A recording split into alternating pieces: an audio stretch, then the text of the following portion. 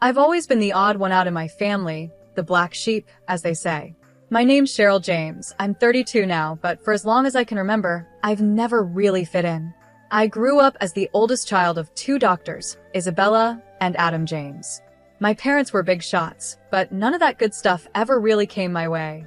All the attention and perks were reserved for my younger twin brothers, Scott and Charles. The moment those two were born, it was like I became invisible to my parents. At first, it was little things like them getting a bigger slice of cake or newer toys. But as we got older, it became worse and more obvious. I'll never forget my 12th birthday. I had been hinting for ages about this art set I saw in a shop window, not anything fancy, just a simple kit with some decent paints and brushes. When my birthday finally came, I was so excited to open my one present. But what did I find? A math workbook. By the time I hit my teenage years, the favoritism was right in my face. Family trips were always based on what the boys wanted. If Scott wanted to go skiing, we'd be off to the slopes. If Charles got into surfing, it was straight to the beach. My ideas were always dismissed or ignored. Then came the whole college application process, still a sore subject. At 18, I fell in love with art restoration. I spent hours at the local museum, asking the staff a million questions about how they repaired old artwork. When I mentioned studying art restoration in college, my mom acted like I'd said I wanted to run away and join the circus. Art restoration? She laughed. Cheryl, be serious. That's not a real job. Scott even chimed in with a smug grin. Yeah, Cheryl. Why don't you do something useful, like becoming a doctor? The look of pride on my parents' faces when Scott said that I'd never seen them look at me like that. Even though my family wasn't on my side, I was determined to follow my passion. When college acceptance letters started arriving, I was thrilled to see that I'd been awarded a scholarship for art restoration. I ran into the kitchen, waving the letter around, practically shouting, Mom, Dad, I got a scholarship. My mom barely glanced up from her medical journal. That's nice, honey, she said. Did you hear the boys got perfect scores on their SATs? The day I left for college felt worlds apart from the day the twins left 3 years later. I packed up my old laptop and my clothes from the thrift store, getting ready to catch the bus to my not-so-fancy state school. My parents were too busy with their work to even give me a ride to the bus station. But there was one person who always saw me for who I was, my grandma, Julie. She showed up that day, and just before I was about to leave, she pulled me aside. Cheryl, sweetie, she said, slipping a small envelope into my hand. I'm so proud of you. Don't ever forget that. Inside the envelope was a check. It wasn't enough to change my whole life, but it was enough to make things a little easier. But more than the money, what really mattered was that she noticed me. That meant everything. College was a bit of a mixed experience for me. On one hand, I was finally free from always being compared to Scott and Charles. I could focus on my studies without feeling like I had to compete for attention. But on the other hand, money was tight, really tight. I was barely managing on my scholarship and part-time jobs. Meanwhile, I'd hear about all the fun things my brothers were doing through family calls and social media, fancy frat parties, spring break trips to crazy places, internships at big hospitals, all paid for by our parents, of course. As time passed, I threw myself into my studies. Art restoration became more than just a job I wanted. It became my escape, my happy place. There was something so satisfying about bringing beauty back to old, forgotten pieces, about revealing the hidden potential under layers of dirt and damage. In my final year, I landed an internship at a small but respected museum. The work wasn't glamorous, it was mostly cleaning and organizing, but it was a step in the door, and I was thrilled. When I called home to share the good news, my mom's response was exactly what I expected, barely interested. Oh, that's nice, dear, she said, sounding distracted. Did you hear about Scott's research paper? It's going to be published in a major medical journal. I held back a sigh. That's great, Mom. Listen, I was thinking of coming home for a weekend soon. Maybe we could. Oh, I'm not sure that's a good idea, she cut me off quickly. Your father and I will be really busy. We're helping the boys with their research papers, you understand, right? As I hung up the phone, that familiar mix of anger and hurt started building in my chest again. But this time, there was something different, a small spark of defiance, of determination. I looked around my small dorm room, art books stacked on my desk and a half-finished restoration project taking up most of the floor. This was my world now, a world I had built on my own despite everything. Forget them, I muttered to the empty room. I don't need their approval. But even as I said it, deep down I knew it wasn't true. A small part of me still wanted my parents to notice me, still hoped that one day they would see who I really was. Graduation came and went without much attention from my family. My big day was celebrated with a quick dinner at a chain restaurant. So, Cheryl, what's next? Dad asked, barely looking up from his menu. I straightened up and tried to sound confident. I actually got a job offer from a museum in Los Angeles. Dad frowned. I don't know, Cheryl. Los Angeles is expensive. How much does this job pay? I felt my face get hot as I mumbled the not-so-great starting salary. The disappointment on their faces was hard to miss. The rest of the dinner was a blur of subtle criticism and more comparisons to Scott and Charles's academic success. As we were leaving the restaurant, Grandma Julie pulled me aside. Don't let them dim your light, my dear, she whispered, slipping another small envelope into my hand. Go to Los Angeles and chase your dreams. Inside the envelope was a check just enough to cover my first month's rent in the city. I hugged her tightly, trying not to cry. The next few years were a whirlwind.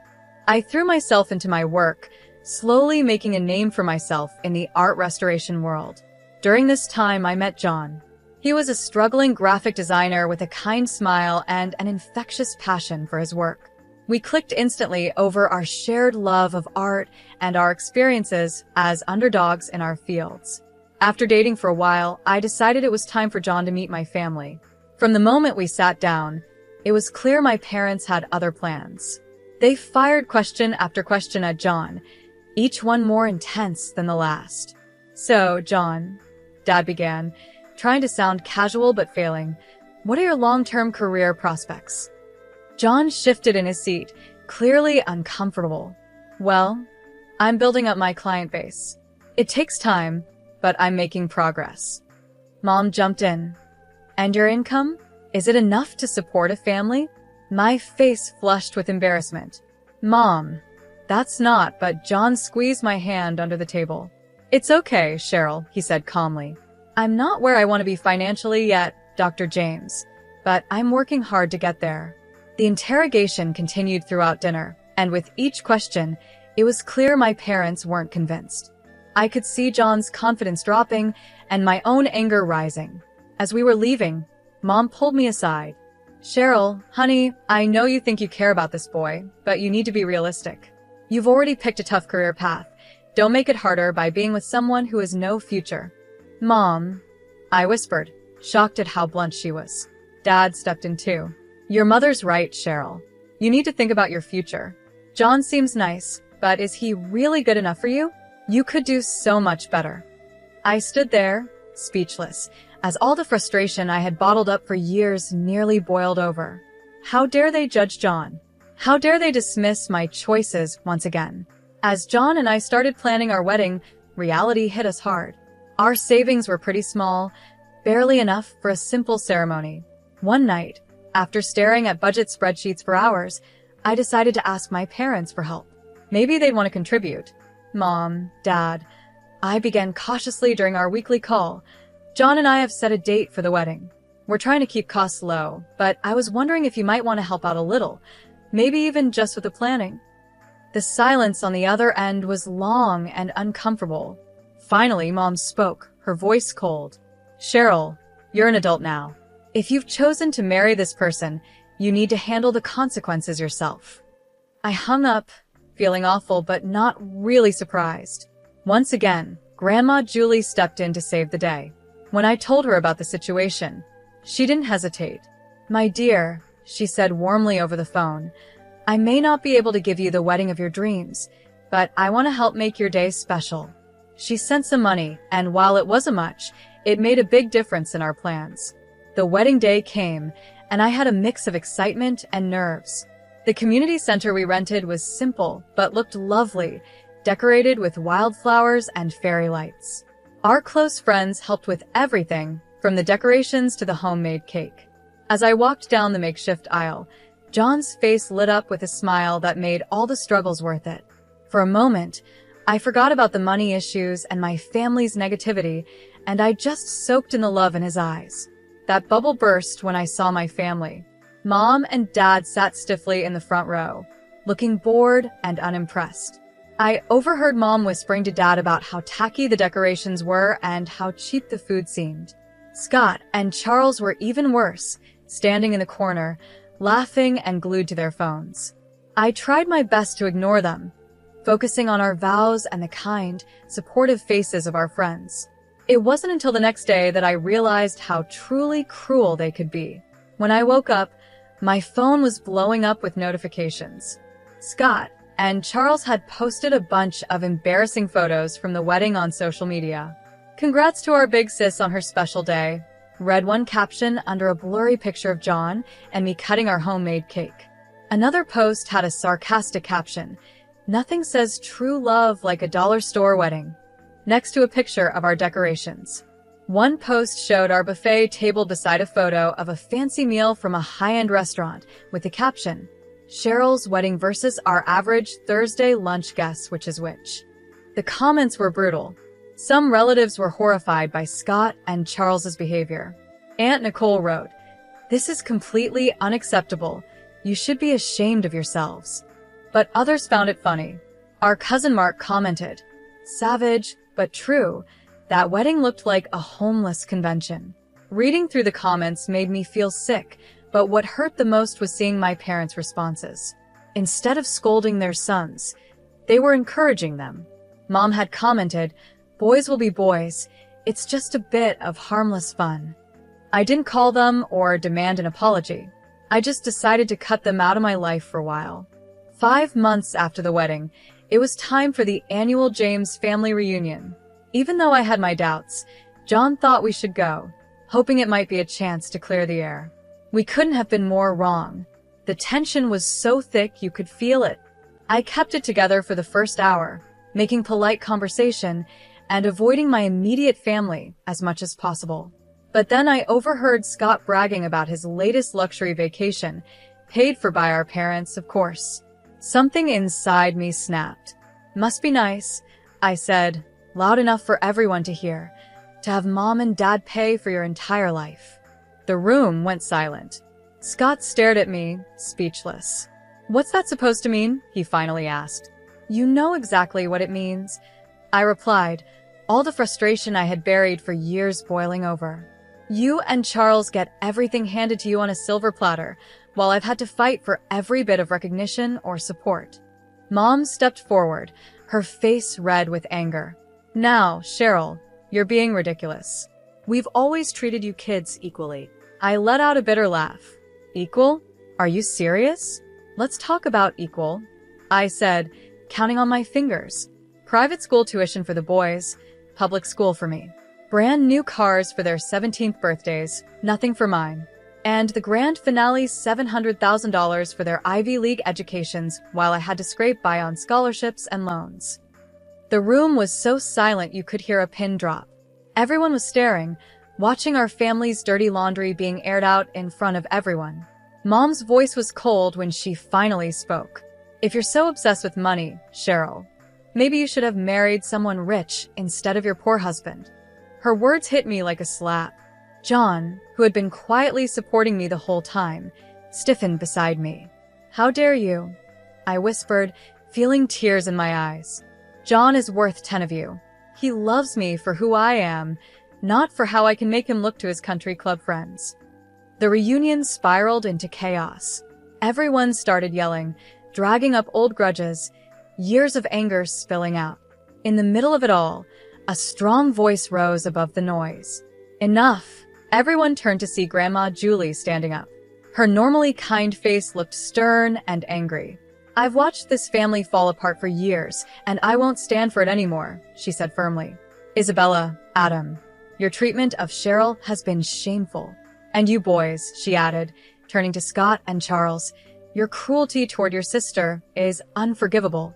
The room went silent again, but Mom, never one to back down, spat out, "Mother, You don't understand. Cheryl has always been difficult, always causing problems. No, Isabella, Grandma interrupted. The only problem here is your obvious favoritism and your refusal to see the damage you've done. I looked around at the shocked faces of my relatives, at Grandma standing tall, and my parents' anger, and my brother's smug expressions. In that moment, something inside me broke, but then it came back together, stronger. I'm done, I said quietly but firmly.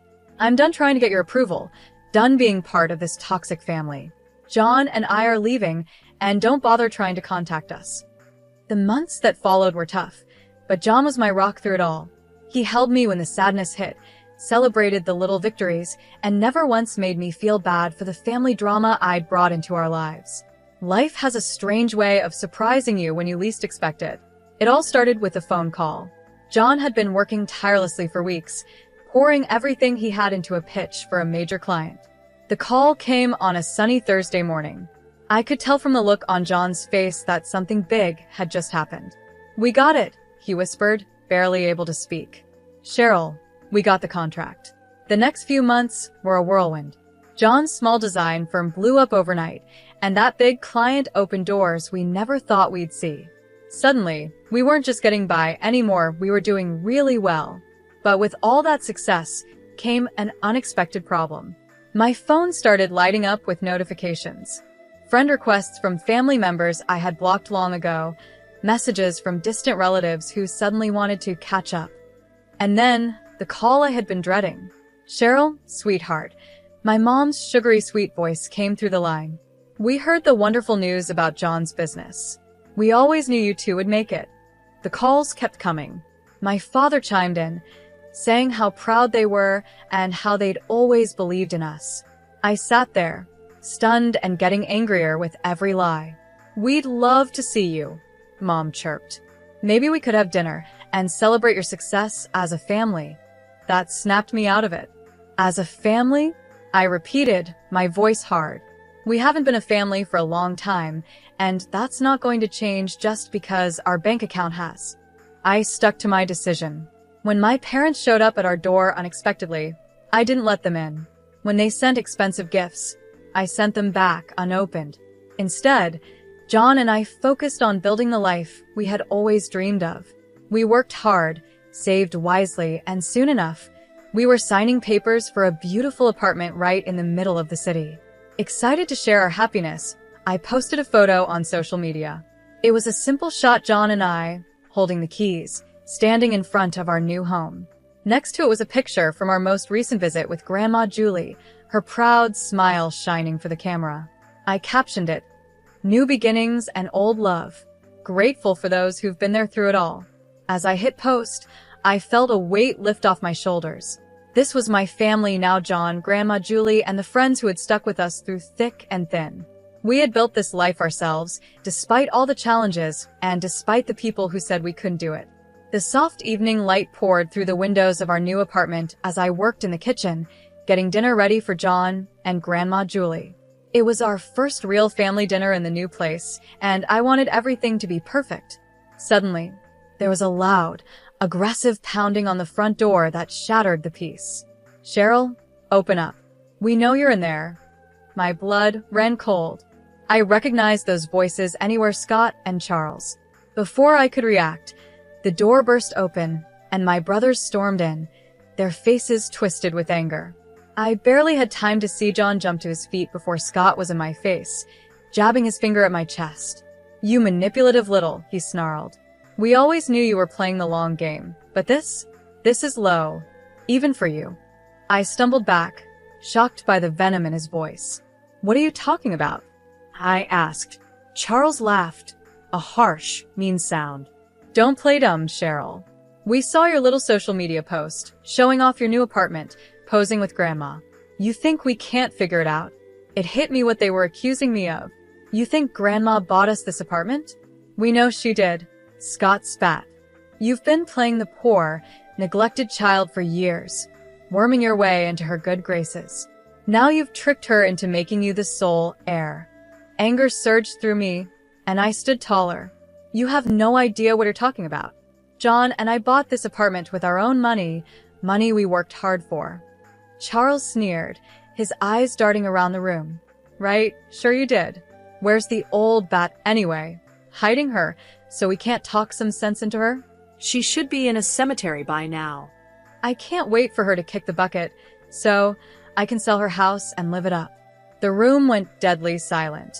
For a second, I thought I had imagined those awful words. Then a quiet voice came from the doorway of the guest room. So, this is how you really feel about me? All heads turned to see Grandma Julie standing there, her face a mix of shock and disappointment.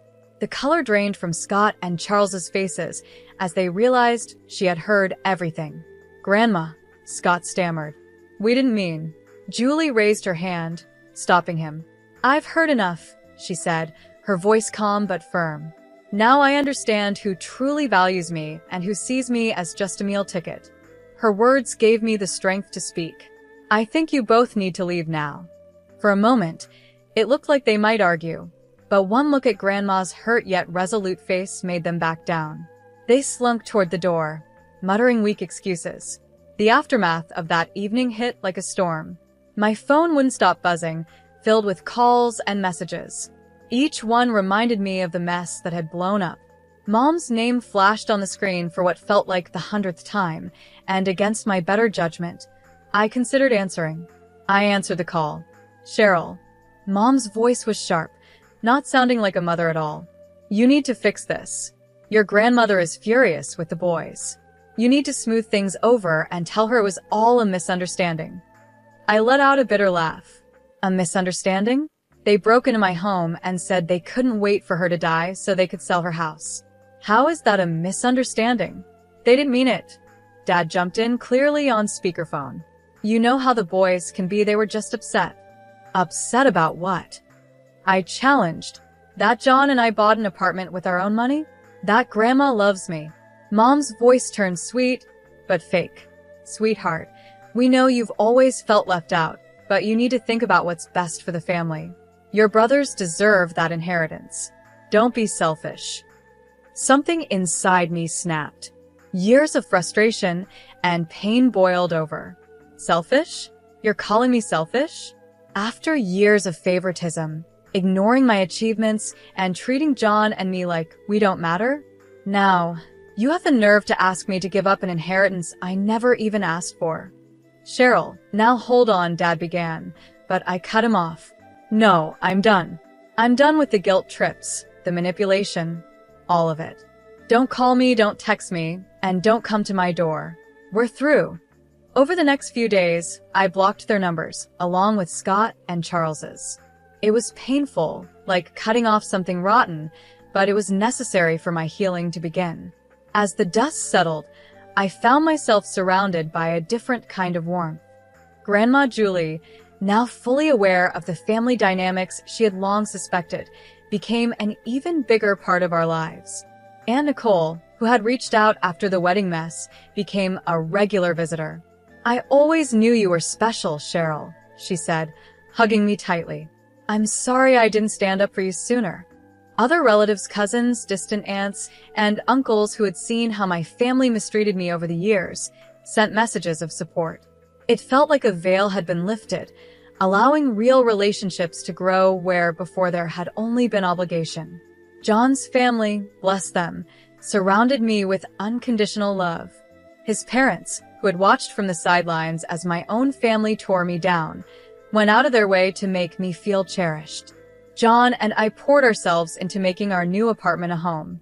Every piece of furniture, every photo on the wall was a symbol of the life we were building together, a life built on mutual respect, support, and love.